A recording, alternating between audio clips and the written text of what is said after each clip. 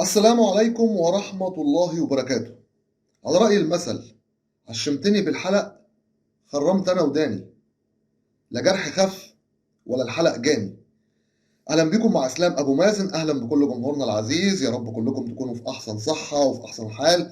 النهارده كالمعتاد هنتكلم عن أخبار الزمالك وكل مدار داخل نادي الزمالك. لقطكم الزملكاوية مهمة جدا عشان خاطر الفيديو يوصل لأكبر عدد ممكن من جمهور نادي الزمالك العظيم. فضلا وليس أمرا دوس لايك. نبدأ أخبارنا النهارده اللي بيحصل وحاجات غريبة، وليه كده يا ابو جبل، وعملوا فيك كده ليه، وللأسف المنتخب ضاع وخرجنا بعدم تركيزك، وفي الآخر قالوا لك احنا هنسيب ايدك. مبدئيا كده قبل ما نتكلم في الموضوع ده عايز اقول لكم ان كريم العراقي بيبلغ إدارة نادي المصري البورسعيدي ان هو عايز يروح نادي الزمالك في يناير، وانه مش صابر لما عقده ينتهي لاخر الموسم. ليه؟ خايف لما كانوا يتاخد او الزمالك يجيب بديل او يشوف بديل، وهو شايف انها فرصه لن تتكرر.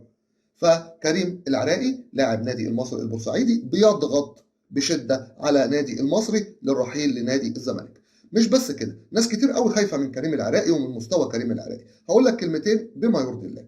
من كام سنه، من سنتين، من ثلاثه كده، من سنتين اللي فاتوا والثلاثه والاربعه، مستوى كريم العراقي كان مستوى 10 على 10. انا مش بجامل حد ولا ببالغ في الكلام، لان انا يهمني مصلحه الزمالك والكيان. كريم العراقي كان كويس جدا. كريم العراقي بقاله اكتر من سنه، من ساعه ما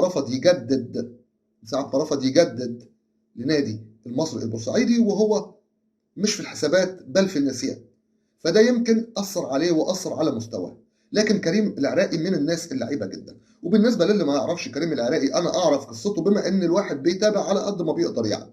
كريم العراقي في صفوف الناشئين قبل ما حسام حسن كان يجي يدربهم كان بيلعب مهاجم صريح. اسمع بس الكلام عشان ما تقولش انا بقول لك اي كلام، لا. كريم العراقي لما حسام حسن جه وصعده من الناشئين لما كان بيدرب المصري البورسعيدي في الولايه الاولى لحسام حسن، هو اللي خلاه باك يمين، واتقن المهمه واصبح من اللعيبه المهمين في ناحيه الباك اليمين. لما كان عنده عجز في الناحيه اليمين، ده مين؟ ده حسام حسن وكريم العراقي. كريم العراقي من اللعيبه الموهوبه، وانا اظن انه يقدر يفيد نادي الزمالك، ودي مجرد وجهه نظر. وفي الاول وفي الاخر ما تنساش، معظم اللاعبين في الدوري المصري شبه بعض، يختلفوا بس في ايه؟ في العزيمه والاصرار. في اللي عايز يكمل المشوار، وفي اللي فرح بالملايين وقال لك كفايه كده ومكمل، لا انا هقعد في الدار. اللي بيحصل وايه اللي حصل مع ابو جبل، ويا ترى عملوا مع ابو جبل كده ليه؟ الناس تم الاعلان عن التعاقد مع محمد ابو جبل، اعاره 6 شهور بنيه البيع النهائي. خلاص راح نادي البنك الاهلي رايح مشتري مين؟ محمود الزنفولي مكان محمد ابو جبل من نادي الداخليه. وبعد كده ايه اللي حصل؟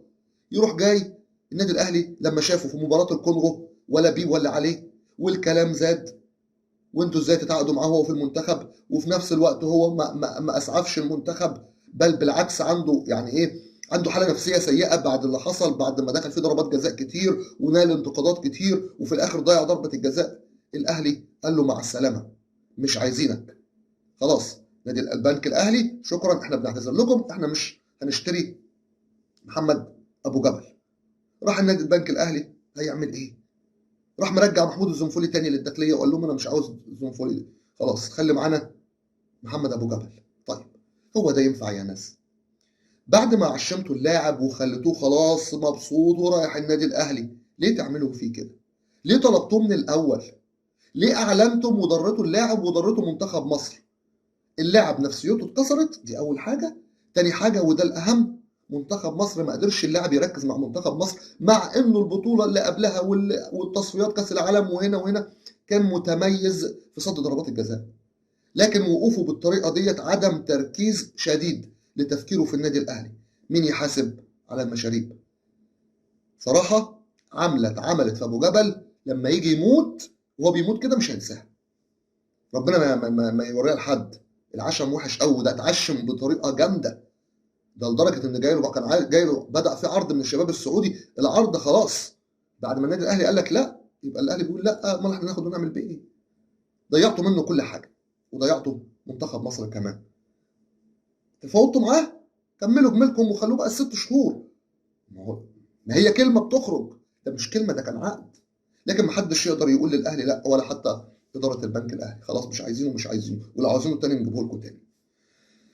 اتعلمت يا ابو جبل؟ يا ريتك كنت رفضت، والله مش همتاب فيك يا ابني، انا بس زعلان عشان منتخب مصر في الاول وفي الاخر وزعلان عليك. طيب ايه تاني معانا في الاخبار؟ اولا بنبارك طبعا، معلش كنا هننسى وازاي ننسى، ان محمد عاطف اللاعب الجميل جدا في نادي طنطا مضى رسميا لنادي الزمالك، وتم استلام الاستغنى بتاعه، ناقص بس انه اتشال من القايمه بتاعه نادي طنطا. خلاص الموضوع والليله خلصت. نادي طنطا نزل بيان ان اللاعب خلاص انتقل الى نادي الزمالك. خلاص صفقه اتكلفت 4 مليون جنيه وفي بند باعاده البيع لما يجي يتباع تاني في نسبه 20% لنادي طنطا. مش هنكره لو لاعب بعد كده اسمه سمع وبقى حلو، يا رب يطلع نجم كبير. انا شايفه حريف، شايفه حاوي. قول بقى اللي عايز تقوله، بس الملعب هو اللي هيثبت. اهم حاجه ان ربنا يوفقه، لان التوفيق مهم جدا جدا للاعيبه اللي بتيجي جديده، وبالذات اللي جايه من درجه ثانيه. كل التوفيق ليك. طيب ايه تاني معانا في الاخبار؟ ندخل على طلائع الجيش سريعا كده عشان نبقى عربي.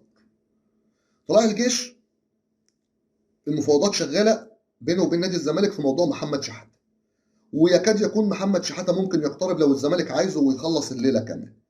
ده من كلام مسؤول نادي طلائع الجيش. انما بالنسبه لعبد الرحمن شيكا، وبالنسبه كمان للصفقه الاهم اللي احنا عايزينها وهتنفعنا جامد وهتبقى كويسه جدا، يسري وحيد لاعب ممتاز.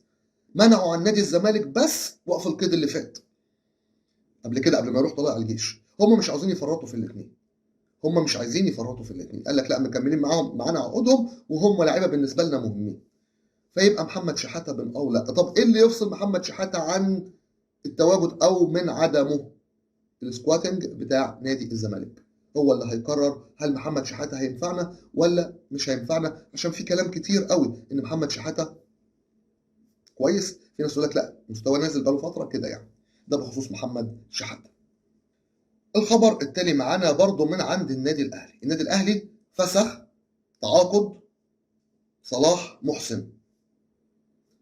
فسخ التعاقد مع صلاح محسن رسميا. طيب كان في ناس بتقول ان لو صلاح محسن خلص نفسه من النادي الاهلي اداره الزمالك هتوافق بيه، بس هي قالت له خلص نفسك من الاهلي. لا ما حصلش، وياما نفينا الكلام ده. صلاح محسن فسخ عقده مع النادي الاهلي ومضى للنادي المصري البورسعيدي. صلاح محسن يقترب من الاعلان رسميا عن تعاقده مع نادي المصري البورسعيدي، والمصري البورسعيدي يقترب من اعلان التعاقد لمده 3 سنين. ده بخصوص صلاح محسن. طيب عايزين تروحوا فين يا منتخب مصر؟ عايزين تروحوا فين؟ زعلتونا. مباراة جامدة جدا كانت بتتلعب بين الكاب فيردي الرأس الأخضر، وما تنساش موريتانيا كمان. موريتانيا اللي خسرت في الآخر خالص بعد ما كانت والله عملت شوط تاني ولا أحسن ولا أروع، بس عملوا ماتش جامد، ماتش تفتخر بيه. وحتى الكاب فيردي اللي كانوا في مجموعتنا صراحة. احنا عملنا ايه؟ ما عملناش حاجة. احنا كنا رد فعل بس وعلى خفيف. كده المنتخبات العربية ما أصبحش منها غير منتخب المغرب، بنتمنى له التوفيق. حد هيرد عليا ويقول لي منتخب المغرب أنت إزاي بتتمنى له التوفيق؟ ليه؟